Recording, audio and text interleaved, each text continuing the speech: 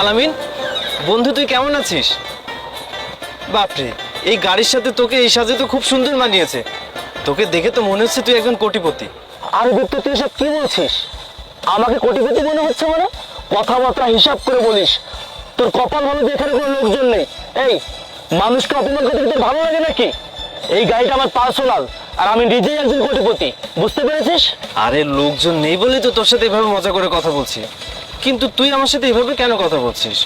বন্ধু হয়ে কি বন্ধুর সাথে মজা করা যায় না? হ্যাঁ, বন্ধু হয়ে বন্ধুর সাথে মজা করা যায়, কিন্তু সেটা স্থান কাল পরিবেশ মেনটেন করে কথা বলতে হয়। আর হ্যাঁ, আমি শ্বশুর বাড়িতে যাচ্ছি, তোর ভাবি একটু পাশে গিয়েছে। সে যদি এসে দেখে যে আমি তোর সাথে কথা বলছি, তাহলে সে মাইন্ড করবে। তুই যা ভাই, এখান থেকে যা। কি, তুই বিয়ে করে ফেলেছিস? কই, আমাকে তো কিছু জানালি না। আচ্ছা, তোর শ্বশুর বাড়ি কোথায়? আরে দীপ্ত, তোর সাথে কথা বলার মতো আমার সময় নেই রে ভাই। তুই বুঝতে কেন পারছিস না? তোর ভাবি এসে যদি দেখে যে তুই একটা সাইকেল দিয়ে আমার পাশে দাঁড়িয়ে আছিস, তাহলে আমার কি অবস্থা করে দেবে, বুঝতে পেরেছিস?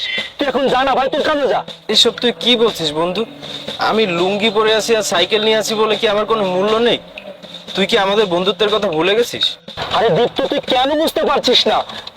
তুই এখান থেকে যা তো ভাই, আমি তোর সাথে সন্ধ্যার পরে কথা বলবো। যা ভাই, প্লিজ যা। এ বন্ধু, তোর শ্বশুর অনেক বড় লোক তাই না? তোর শ্বশুর বাড়িতে আমাকে একটু নিয়ে চল না ভাই। দীপ্ত, কথাবার্তা হিসাব করে বলিস। সে তখন থেকে তোকে বলছে আমাদের কিন্তু চলে যা। দীপ্ত, আমি একজন কোটিপতি, এখন আমার টাকা পয়সা বাড়ি গাড়ি কোনো কিছুর অভাব নেই।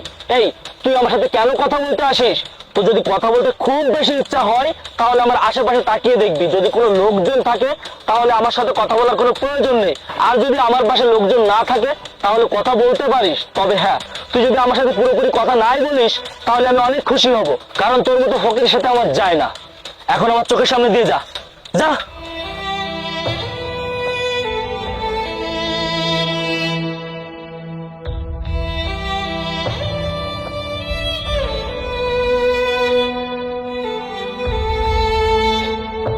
আরে এই কি ব্যাপার, এত সময় লাগে নাকি?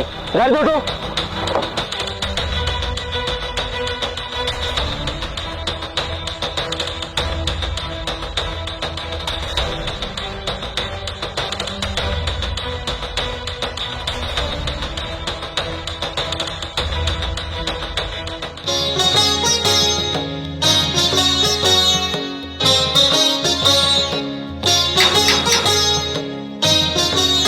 কি ব্যাপার, গেটে কেউ নেই নাকি?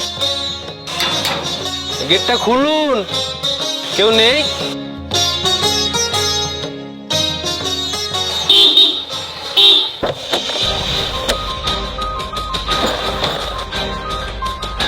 কি ব্যাপার দীপ্ত, তুই আমাদেরকে ফলো করতে করতে শেষ পর্যন্ত আমার শ্বশুরবাড়ির সামনে চলে এসেছিস? এই, তোর কি লজ্জা শরম বলে কোনো কিছু নেই? আরে আমি তোকে ফলো করতে করতে এখানে আসতে যাবো কেন? এটা তো আমার শ্বশুর বাড়ি। দীপ্ত, ইয়ার্কি একটা লিমিট থাকা দরকার আছে। এই, তুই আমার সাথে ইয়ার্কি ধরে কথা বলছিস কেন? আমি কি তোর ইয়ার্কির যোগ্য? এখান থেকে চলে যা, নাহলে কিন্তু আমার মান সম্মান থাকবে না। তুমি কাকে কি বলছো? উনি আমার বড় দুলা ভাই। হ্যাঁ, শেষ পর্যন্ত তুমিও আমার সাথে ইয়ার্কি করছো। ও তোমার বড় দুলাভাই হয় কি করে? এর মতো একটা কৃষককে তোমার বোন কি করে বিয়ে করে? তোমার বোনের কি বার উচিত?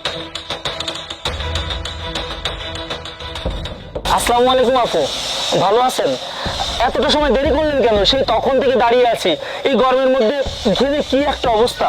আসলে তোমরা আসবে তো, তাই রান্না বান্না নিয়ে একটু ব্যস্ত ছিলাম। যাই হোক, এখানে দাঁড়িয়ে কথা না বলে চলো ভেতরে চলো। ঠিক আছে, এই চলো। কি ব্যাপার, তুমি দাঁড়িয়ে আছো কেন? ভেতরে যাবে না? হ্যাঁ, যাবো তো। কি হয়েছে, তোমার মন খারাপ নাকি? আরে কই মন খারাপ, কোনো সমস্যা নেই, চলো ভিতরে চলো, ওয়াশরুমে যাবো।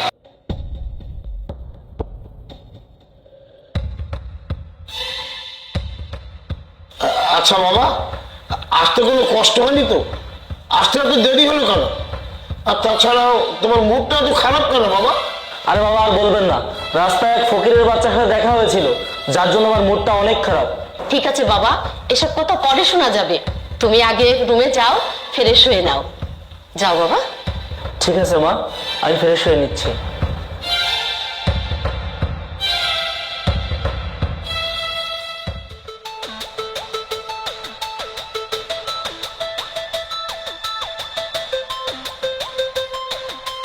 ভিতরে কে? একটু আর্জেন্ট ছিল। এই ভেতরে, আমি দেরি হবে। আলামিন, আমার একটু আর্জেন্ট ছিল, একটু তাড়াতাড়ি বেরোলে ভালো হতো। আরে এই কি ব্যাপার, বাড়ি থেকে ফ্রেশ হয়ে আসা যায় না? নাকি টাইম দিয়ে বাথরুম দেখলে মনে শান্তি জাগে? তুই আমার নাম নিয়ে ডাকলি কেন? এরপর থেকে আমার সাথে ভালো করে কথা বলবি, না হলে দরকার নেই। যত সব।